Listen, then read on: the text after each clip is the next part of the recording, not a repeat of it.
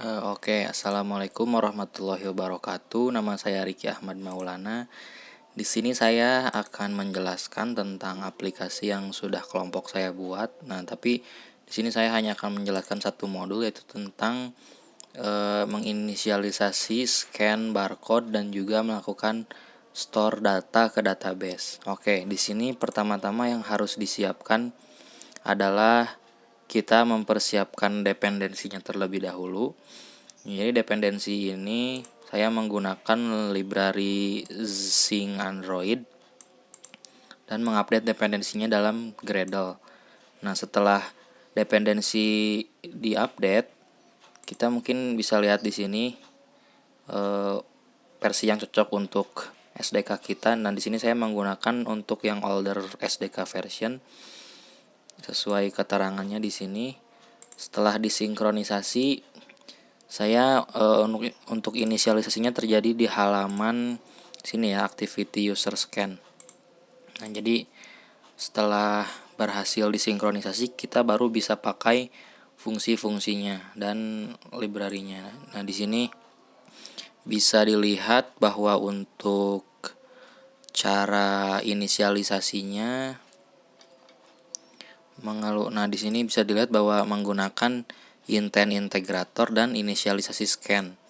Nah, inisialisasi scan saya menggunakannya ketika tombol diklik maka intent integrator diaktifkan, dan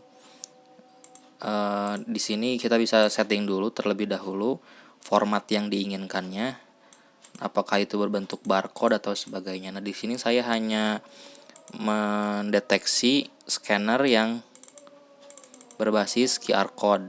Nah, di sini bisa dilihat untuk settingnya, customize option. Di sini bisa kita set decide barcode format. Nah, di sini ada macam-macam sebenarnya ya untuk formatnya sendiri. Bisa kita setting barcode.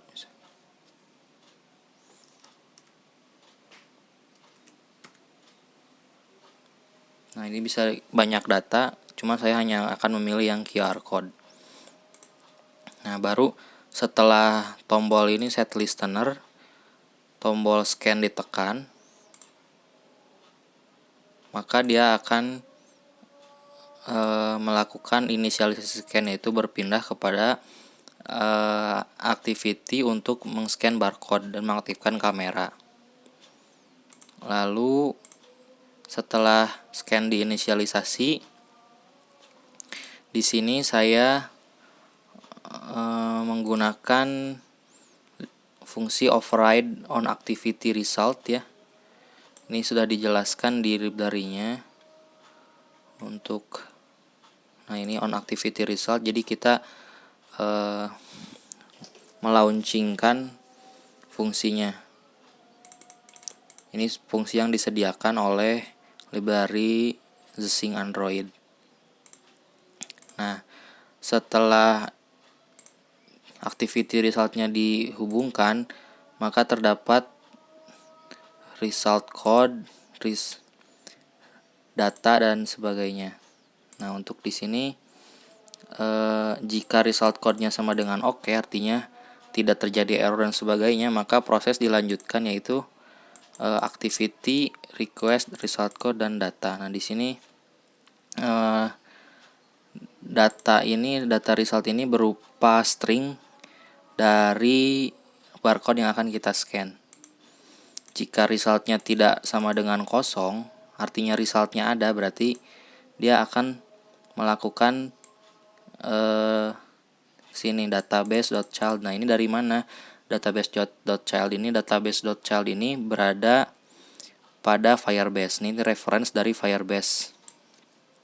Artinya variabel database ini berasal dari database, yaitu database yang memiliki child event. Artinya kita buka di sini database yang memiliki child event, dan kita buat listener apakah objek tersebut ada.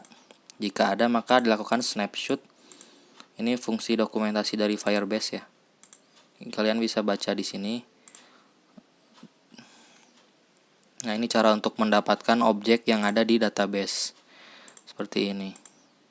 Nah, dicek dulu apakah untuk sessionnya berada pada database dan tidak kosong. Jika sessionnya ada di database, maka tampilkan tampilkan yang akan di scan, result kontennya. Result konten ini hasil scannya ya. Apabila hasil scannya berupa tanggal atau berupa waktu, maka dia akan menampilkan TOS berupa jam tersebut, waktu tersebut. Nah, jika data ditemukan, maka si database ini akan set value di store di pet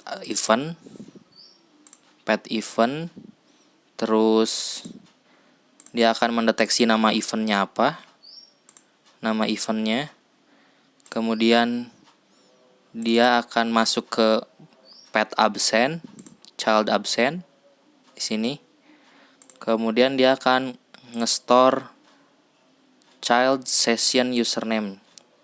Session username ini Ricky, username-nya yang melakukan scan, dan juga set value jam yang di scan-nya jam berapa.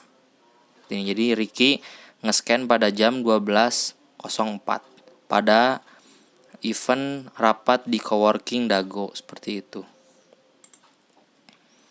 Nah, jika kontennya kosong, maka data tidak ada. Seperti itu. Barulah data distorekan ke database, di real time database. Nah, untuk dari sisi adminnya, di sini kita menggunakan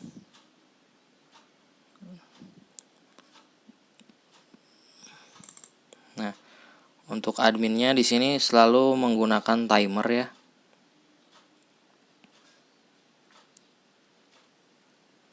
Nah, jadi timer ini gambar ini akan selalu berubah-ubah mengikuti timer jam sekarang gitu. Nah, jadi kita menggunakan Sync Android juga di sini untuk generate gambar ke dalam barcode-nya. Nah, ini gambar barcode-nya, generate QR code. Ini fungsi dari Sync Android. Dia ngeset bitmap dalam bentuk string seperti itu, dan formatnya adalah QR code. Lebarnya adalah 300 kali 300. Nah, setelah itu si timer ini berbentuk